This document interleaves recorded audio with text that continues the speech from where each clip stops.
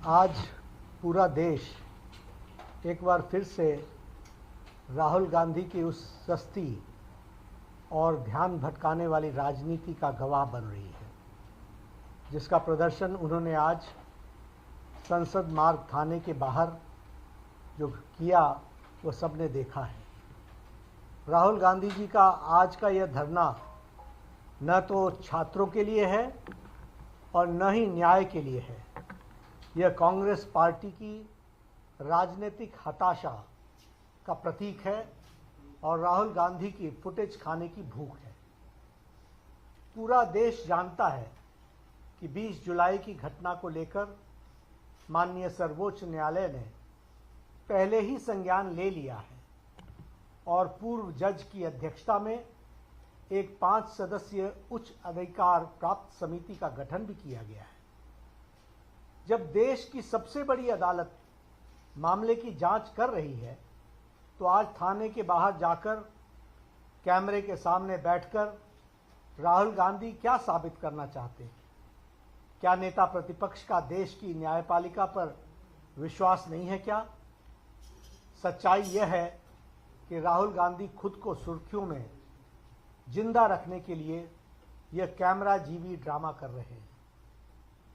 आज जब राहुल गांधी संसद मार्ग में डीसीपी ऑफिस पहुंचे, तो उन्होंने स्पष्ट रूप से बताया गया कि दिल्ली पुलिस की क्राइम ब्रांच पहले से ही 20 जुलाई के सभी मामलों में सघन जांच कर रही है।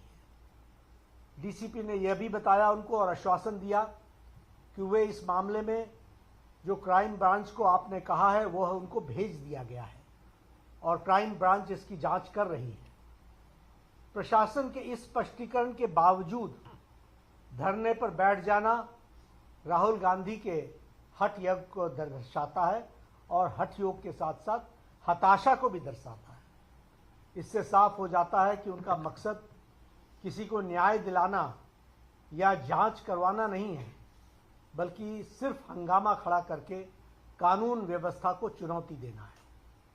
इस पूरे ड्रामे में और इस पूरे ड्रामे की अगर हम टाइमिंग को समझें तो हमें ध्यान में आएगा कि आज कांग्रेस पार्टी वंदे मातरम के मुद्दे पर, वंदे मातरम के विषय पर पूरे देश में चारों ओर से घिर चुकी है। राष्ट्रगीत के अपमान को लेकर जनता कांग्रेस से जवाब मांग रही है। कांग्रेस के एक बड़े नेता तिरंगे वाले केक को काटते हुए दिखाई दे रहे हैं। अपने इसी राष्ट्र विरोधी चेहरे को छिपाने के लिए और इस जो भारी फजीयत हुई है उससे ध्यान भटकाने के लिए राहुल गांधी ने आनन फानन में यह ध्यान भटकाने का यह नया ड्रामा रचा है। राहुल गांधी लोकतंत्र और बहस की बड़ी बड़ी बातें करते हैं, लेकिन जब देश के माननीय गृह मंत्री जी ने संसद में उन्हें सीधी चुनौती दी कि आइए संसद में बैठिए, संसद में चर्चा कीजिए, हम हर मुद्दे पर चर्चा करने के लिए तैयार हैं, तो वो पूरी की पूरी कांग्रेस पार्टी संसद की चर्चा से भाग खड़ी हुई। संसद के पटल पर जवाब देने की हिम्मत नहीं है, इसलिए सड़क पर बैठकर नौटंकी की जा रही है।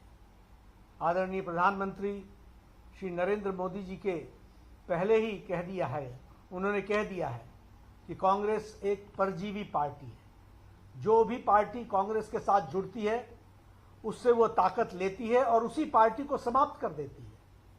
अब कांग्रेस पार्टी बच्चों और छात्रों के भविष्य को भी खत्म करने पर आमदा है।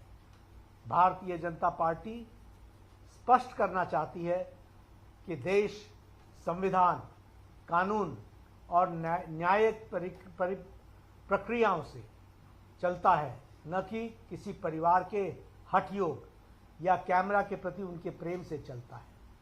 नहीं, राहुल गांधी को यह समझ लेना चाहिए कि जनता उनके इस हिट एंड रन वाले रवैये को और राजनीतिक पाखंड को भली भांति पहचान चुकी है।